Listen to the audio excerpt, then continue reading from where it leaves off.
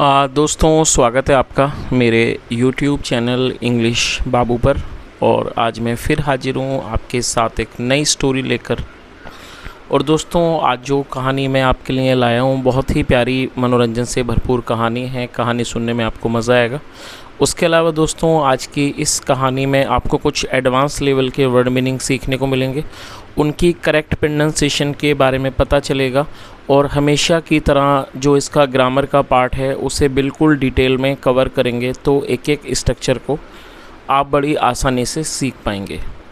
तो चलिए दोस्तों, आज की इस कहानी को हम शुरू करते हैं। और सबसे पहले कहानी का टाइटल देखते हैं। कहानी का टाइटल है द वाइज मिनिस्टर। दोस्तों, वाइज एडजेक्टिव है जिसका मतलब होता है समझदार या फिर बुद्धिमान मंत्री। तो दोस्तों, ये आज की इस कहानी का टाइटल है, शीर्षक है। और अब मैं इसे पढ़ना शुरू करता हूँ। आपसे रिक्वेस्ट है कि आप इस कहानी को बिल्कुल ध्यान से सुने। यदि आज की कहानी में आपको कोई भी नया शब्द या फिर नया स्ट्रक्चर मिले तो आप उसको नोट करें। और यदि कहानी अच्छी लगे तो लाइक भी ज़रूर करें। तो चलिए इसको शुरू करते हैं। Once a king had a very wise and gentle minister। क्या मतलब हुआ दोस्तों? ये जो वाक्य है ये एक पास्ट पजेसिव सेंटेंस है। पास्ट पजेसिव का मतलब होता है जब हम पास्ट में कोई ऐसा वाक्य बनाते हैं जहाँ ये दर्शाते हैं कि पास्ट में किसी व्यक्ति के पास कुछ भी था, वो किसी चीज़ का मालिक था, तो ऐसे वाक्यों को पास्ट पजेसिव कहा जाता है। और पास्ट पजेसिव में दोस्तों हैड का यूज़ हेल्पिंग वर्ब के रूप में किया जाता है। जैसे मान लीजिए मैं एग्जाम्पल के तौर पर एक वाक्य बनाता हूँ कि मेरे पास घड़ी थी। तो दोस्तों ये भी एक पास्ट पजेसिव का एग्जाम्पल है। तो इसको हम कैसे बनाएंगे? I had a watch. तो इस तरह से इस लाइन का क्या अर्थ निकला? वंस, एक बार, अ किंग हैड, एक राजा के पास था, अ वेरी वाइज, वाइज का मतलब समझदार, बुद्धिमान, एक बहुत बुद्धिमान, एंड जेंटल मिनिस्टर। दोस्तों वाइज भी एडजेक्टिव है, जेंटल भी एडजेक्टिव है। जेंटल का मतलब होता है सज्जन या बहुत अच्छा व्यक्ति, या इसको जेंटल का मतलब सौम्य भी होता है। एक सज्जन मंत्री था। तो इस तरह से पूरी लाइन का क्या अर्थ निकला? Once a king had a very wise and gentle minister. एक बार एक राजा के पास, या कह सकते हैं कि राजा का बहुत बुद्धिमान और सज्जन मतलब कि अच्छा मंत्री था। The minister was liked by all including the king. दोस्तों ये जो वाक्य है ये एक पास्ट इंडेफिनिट का पैसिव वॉइस का वाक्य है। जब हम पास्ट इंडेफिनिट में कोई पैसिव का वाक्य बनाते हैं तो वहाँ वॉज या वर्ब का यूज़ किया जाता है हेल्पिंग वर्ब के रूप में, साथ में वर्ब की थर्ड फॉर्म लगाई जाती है। तो क्या अर्थ हुआ? The minister was liked by all including the king. मंत्री को सभी के द्वारा पसंद किया जाता था। इंक्लूडिंग द किंग मतलब कि, और इंक्लूडिंग का मतलब होता है मिलाकर, शामिल कर, मतलब कि राजा को मिलाकर। आगे देखिए, one auspicious day the minister fixed his daughter's wedding. दोस्तों ऑस्पिशियस को आप नोट कर लीजिए, ये एडजेक्टिव है। ऑस्पिशियस का मतलब होता है शुभ। वन ऑस्पिशियस डे का मतलब हुआ कि एक शुभ दिन। The minister fixed his daughter's wedding. दोस्तों ये जो वाक्य है ये भी एक पास्ट इंडेफिनिट का अफर्मेटिव वाक्य है जहाँ पर सेकंड फॉर्म लगाई जाती है। फिक्स का मतलब तय करना, सेकंड फॉर्म फिक्स्ड। क्या अर्थ हुआ कि वन ऑस्पिशियस डे, एक शुभ दिन। द मिनिस्टर मंत्री ने, फिक्स्ड तय कर दिया, हिज डॉटर्स वेडिंग, अपनी बेटी का जो विवाह था वो उसने तय कर दिया। Besides his relatives, neighbors, the king and the queen, he invited all workers of the royal palace including the servants and sweepers to the wedding। क्या अर्थ हुआ दोस्तों? बड़ा सेंटेंस है, इसे थोड़ा थोड़ा करके ट्रांसलेट करते हैं। दोस्तों सबसे पहले आप इसे नोट कर लीजिए, बिसाइड्स का मतलब होता है के अलावा। तो क्या अर्थ हुआ?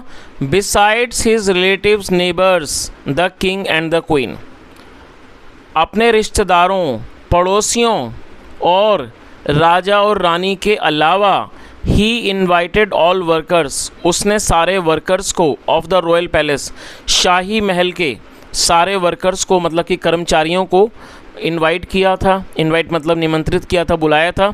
Including the servants and sweepers to the wedding, मतलब कि जिसमें सर्वेंट्स और जो स्वीपर्स थे, झाड़ू मारने वाले, स्वीपर मतलब कि झाड़ू मारने वाले, सभी शामिल थे। उन सबको उसने क्या था, वेडिंग में बुलाया था। तो इस तरह से पूरी लाइन का क्या अर्थ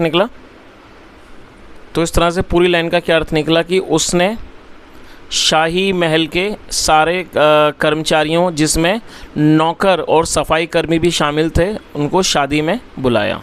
आगे देखिए, on the day of wedding the ministers house was decorated with flowers and bright lights. क्या अर्थ हुआ on the day of wedding? On the day of wedding मतलब कि विवाह के दिन या फिर शादी वाले दिन the ministers house was decorated. दोस्तों ये जो वाक्य है ये भी एक पास्ट इंडेफिनिट का पैसिव वॉइस का वाक्य है, जहाँ पर वॉज वर्ब के साथ वर्ब की थर्ड फॉर्म लगाई जाती है। डेकोरेट का मतलब होता है सजाना और ये थर्ड फॉर्म है।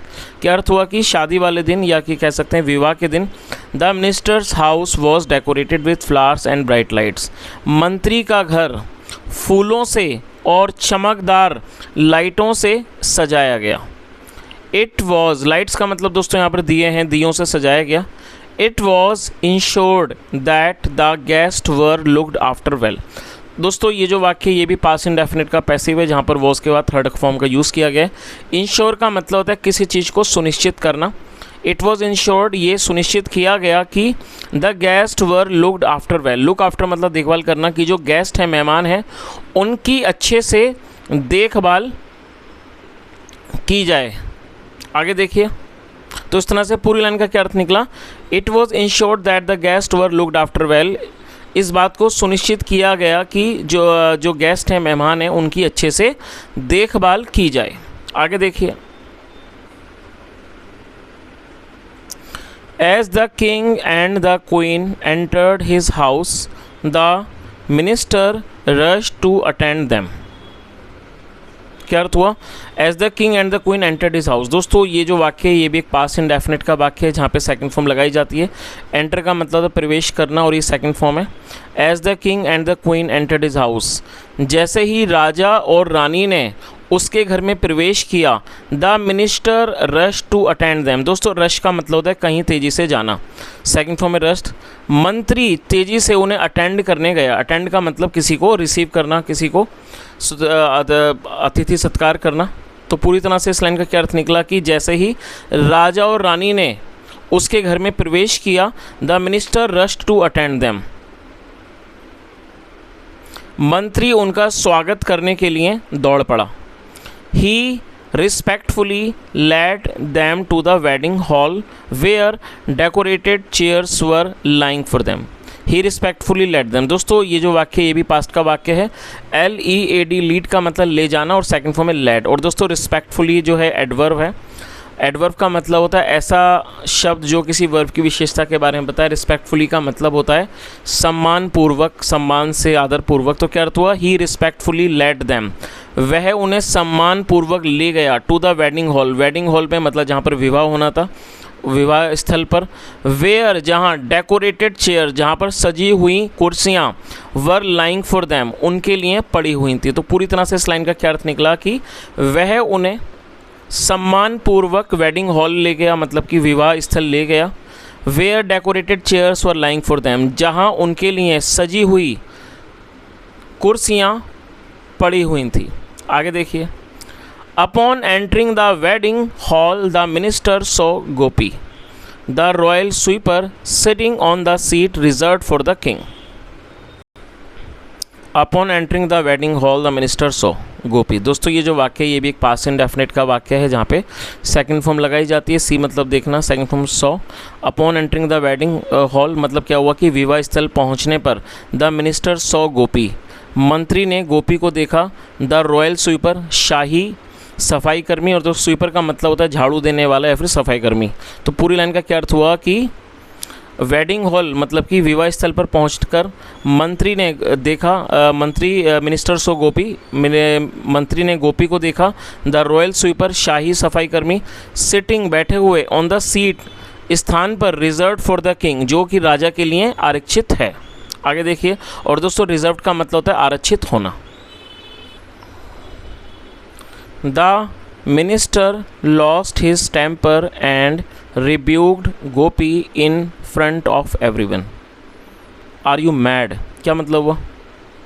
दोस्तों ये जो वाक्य है ये भी एक पास्ट इंडेफिनिट का अफर्मेटिव वाक्य है जहाँ पर सेकंड फॉर्म लगाई जाती है। LOSE लूज़ का मतलब खोना या फिर गंवाना, और सेकंड फॉर्म में लॉस्ट। तो क्या अर्थ हुआ? The minister lost his temper, मंत्री ने अपना आपा गंवा दिया। एंड रिब्यूक्ड गोपी, दोस्तों आप इसे नोट कर लीजिए, रिब्यूक का मतलब होता है फटकारना और ये सेकंड फॉर्म है। एंड रिब्यूक्ड गोपी, और गोपी को फटकारा, इन फ्रंट ऑफ एवरीवन, हर किसी के सामने। आर यू मैड, क्या तुम पागल हो? कांट यू सी, क्या तुम नहीं देख सकते? It is the king's chair, ये राजा की कुर्सी है। तो इस तरह से पूरी लाइन का क्या अर्थ निकला? The minister lost his temper and rebuked Gopi in front of everyone, मंत्री ने अपना आपा खो दिया, या कह सकते हैं अपना आपा गंवा दिया, अपना आपा खो दिया, और गोपी को हर किसी के सामने फटकारा। आर यू मैड, क्या तुम पागल हो? कांट यू सी, क्या तुम नहीं देख सकते? It is the king's chair, ये राजा की कुर्सी है। How dare you sit on it, इस पर बैठने का तुम्हारा साहस कैसा हुआ? डेयर का मतलब साहस करना, तो उसने क्या कहा? How dare you sit on it, तुम्हारी हिम्मत कैसे हुई इस पर बैठने की? Get lost at once, get lost मतलब कहीं से चले जाना या किसी को जाने के लिए बोलना। गेट लॉस्ट एट वंस, तुरंत यहाँ से चले जाओ। And don't show me your face, और मुझे अपना चेहरा मत दिखाना। चलिए आगे देखिए।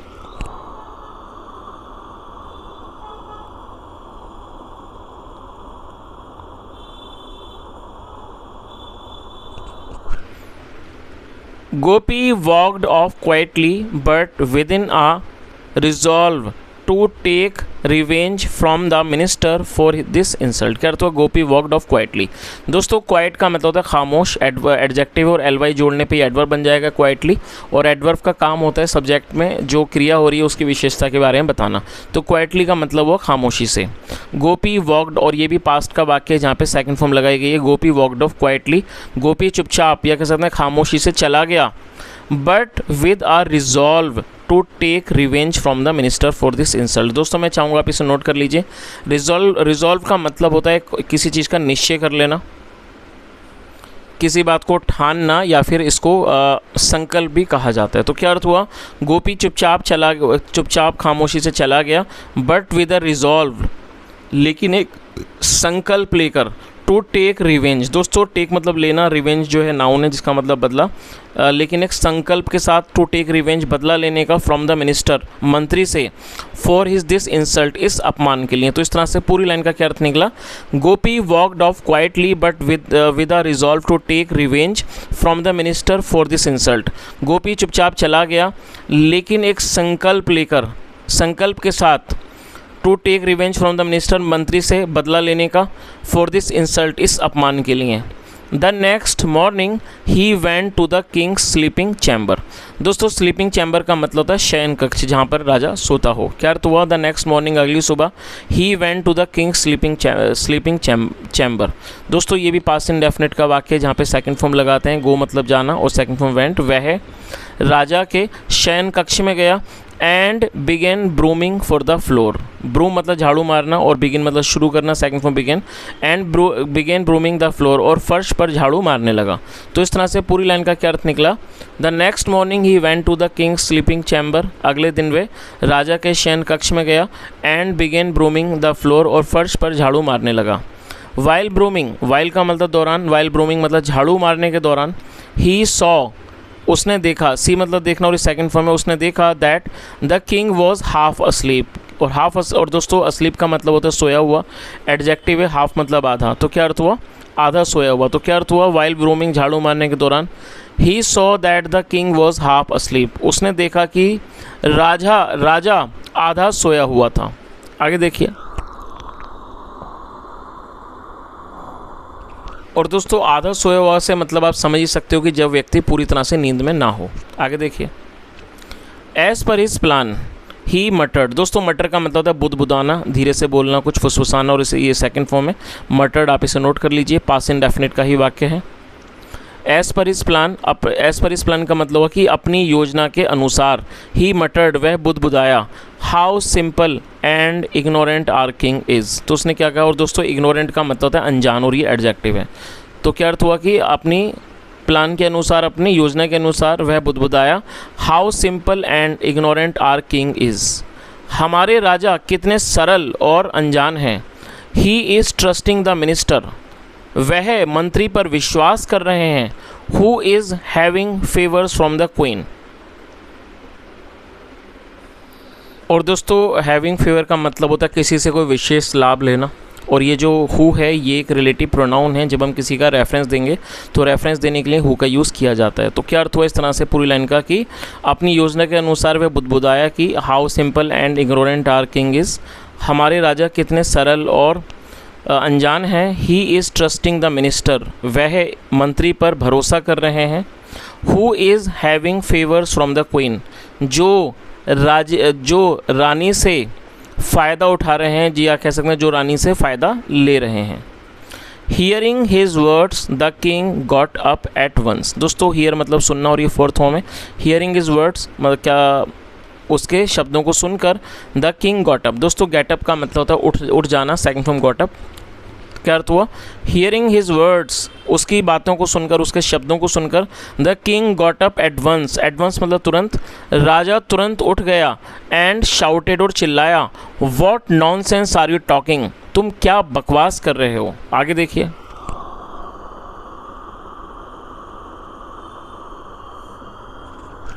The sweeper pretended to be scared and sad. दोस्तों आप इसे जरूर नोट कर लें, प्रिटेंड का मतलब होता है दिखावा करना, नाटक करना, और ये सेकंड फॉर्म है।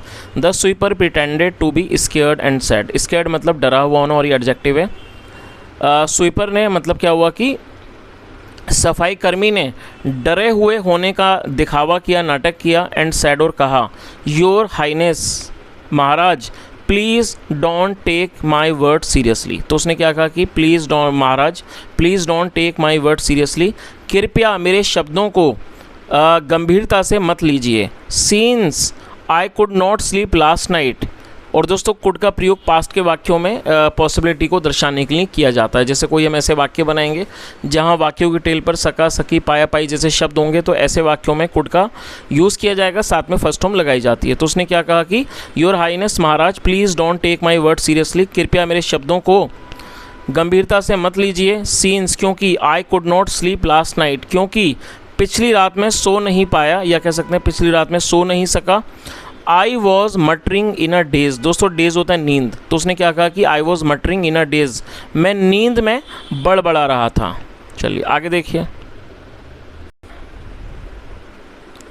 The sweeper is a person who visits all the rooms of the palace to sweep the floor. और दोस्तों ये जो वाक्य है यहाँ भी हु का यूज़ किया गया, जैसा मैंने आपको बताया ये एक रिलेटिव प्रोनाउन है, और विजिट का मतलब होता है किसी स्थान पर जाना। तो क्या अर्थ हुआ, the sweeper is a person, सफाई कर्मी वो व्यक्ति होता है, who visits all the rooms, जो सारे कमरों में जाता है, ऑफ द पैलेस, महल के, टू स्वीप द फ्लोर, फर्श पर झाड़ू मारने के लिए। तो इस तरह से पूरी लाइन का क्या अर्थ निकला कि स्वीपर मतलब कि सफाई कर्मी या झाड़ू वाला, इज़ अ पर्सन वो व्यक्ति होता है, who visits all the rooms, जो ऑफ द पैलेस, जो महल के सारे कमरों में जाता है, टू स्वीप द फ्लोर, फर्शों को साफ करने के लिए, झाड़ू देने के लिए।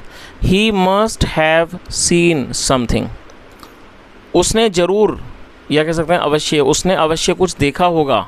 मोर ओवर, वैसे भी, a person always speaks the truth, एक व्यक्ति हमेशा सच बोलता है, इन हिज स्लीप, अपनी नींद में।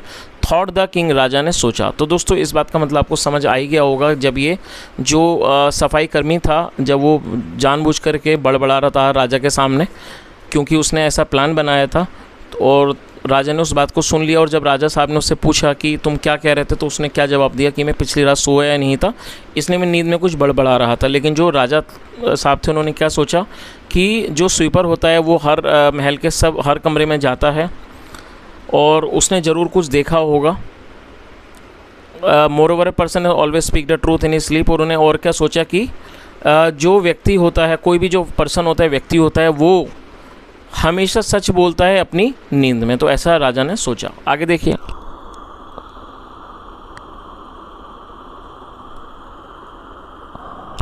The king did not show any signs of worry before the sweeper, but he began to doubt his minister. दोस्तों ये जो वाक्य है ये एक पास्ट इंडेफिनिट का नेगेटिव सेंटेंस है। जब हम पास्ट इंडेफिनिट में कोई नेगेटिव का वाक्य बनाएंगे तो सब्जेक्ट के बाद डिड नॉट का यूज़ किया जाता है, साथ में वर्ब की फर्स्ट फॉर्म लगाई जाती है। शो का मतलब होता है दिखाना। और दोस्तों यहाँ कुछ वर्ड मीनिंग है, मैं चाहूँगा आप नोट कर लें। शो मतलब दिखाना, वर्ब है, और WORRY वरी जो है नाउन के तौर पर यूज़ किया गया। वरी का मतलब चिंता। तो क्या अर्थ हुआ? The king did not show any sign of worry. राजा ने चिंता का कोई भी जो साइन था, चिन्ह था, वो नहीं दिखाया। बिफोर द स्वीपर, स्वीपर के सामने, सफाई कर्मी के सामने। But he began to doubt his minister, लेकिन वह अपने मंत्री पर शक करने लगा। तो इस तरह से पूरी लाइन का क्या अर्थ हुआ? The king did not show any signs of worry before the sweeper. राजा ने स्वीपर के सामने, सफाई कर्मी के सामने चिंता का कोई भी चिन्ह नहीं दिखाया। But he began to doubt his minister, लेकिन वह अपने मंत्री पर शक करने लगा। और whenever he saw the minister talking to the queen, और जब भी वह मंत्री को रानी से बात करता हुआ देखता, he became more suspicious and jealous, वह और भी ज़्यादा शक्की हो जाता एंड जेलस, और ज़्यादा वो ईर्ष्यालु हो जाता। चलिए आगे देखिए।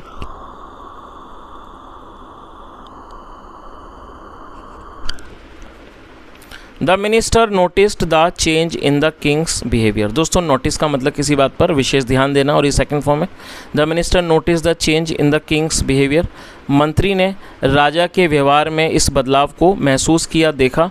But he could not understand the reason behind this sudden change in his behaviour. और दोस्तों यहाँ भी कुड का यूज़ किया गया, जैसा मैंने आपको बताया। ऐसे वाक्य जहाँ सका, सकी, पाया, पाई जैसे शब्द होंगे, ऐसे वाक्यों में कुड का यूज़ किया जाता है। तो क्या अर्थ हुआ? But he could not understand, लेकिन वह नहीं समझ सका। द रीज़न बिहाइंड दिस, इस बात के पीछे की वजह। Behind this sudden change in his behaviour, क्या अर्थ हुआ कि लेकिन वह उनके व्यवहार में इस अचानक बदलाव को के पीछे की जो वजह थी वो उसको नहीं समझ पाया। Gradually the king stop talking to the minister. दोस्तों ग्रेजुअली एडवर्ब है जिसका मतलब था धीरे धीरे। ग्रेजुअली मतलब धीरे धीरे। The king stopped talking to the minister, धीरे धीरे राजा ने मंत्री से बात करना बंद कर दिया। He even banned his entry, ban का मतलब किसी चीज़ पर रोक लगा देना, और ये सेकंड फॉर्म में बैंड पास्ट का ही वाक्य है। He even banned his entry into the royal court, उसने उसकी एंट्री पर, मतलब जो उसके प्रवेश पर, इनटू द रॉयल कोर्ट मतलब कि उन्होंने, और दोस्तों ये जो ही है राजा के लिए यूज़ हो रहा है, उन्होंने उसकी शाही दरबार में जो एंट्री थी, प्रवेश थी, उस पर भी बैन लगा दिया, उस पर भी रोक लगा दी। Everyone was surprised to hear the king's decision of prohibiting the minister from entering the royal court। और दोस्तों आप इस वर्ड को भी नोट कर सकते हैं। प्रोहिबिटिंग का मतलब होता है किसी चीज़ को निषेध करना, किसी चीज़ पर रोक लगाना। तो क्या और अर्थ लाइन का निकला? Everyone was surprised to hear the king's decision, हर कोई राजा के का जो डिसीजन था, निर्णय था, ऑफ प्रोहिबिटिंग द मिनिस्टर, मंत्री पर रोक लगाने का, from entering the royal court, शाही दरबार में प्रवेश करने पर जो राजा का जो आदेश था, उस बात पर everyone was surprise to hear, मतलब इस बात को सुनकर हर कोई हैरान हो गया। चलिए तो दोस्तों आज हम इस कहानी को यहीं तक रखते हैं और इसका सेकंड पार्ट मैं कवर करूंगा यदि आप लोग कमेंट करके बताएंगे। और दोस्तों यदि आपको आज की कहानी अच्छी लगी हो, मेरा पढ़ाने का प्रयास भी आपको अच्छा लगा हो, तो आपसे रिक्वेस्ट है आप इस वीडियो को लाइक करें, शेयर करें, चैनल को ज़रूर सब्सक्राइब करें। कोई भी सुझाव हो तो कॉमेंट में ज़रूर बताएँ। और दोस्तों यदि आप सेकेंड पार्ट भी सुनना चाहते हैं तो कॉमेंट में ज़रूर बताएँ। यहाँ तक सुनने के लिए thank you so much. Have a nice day and bye.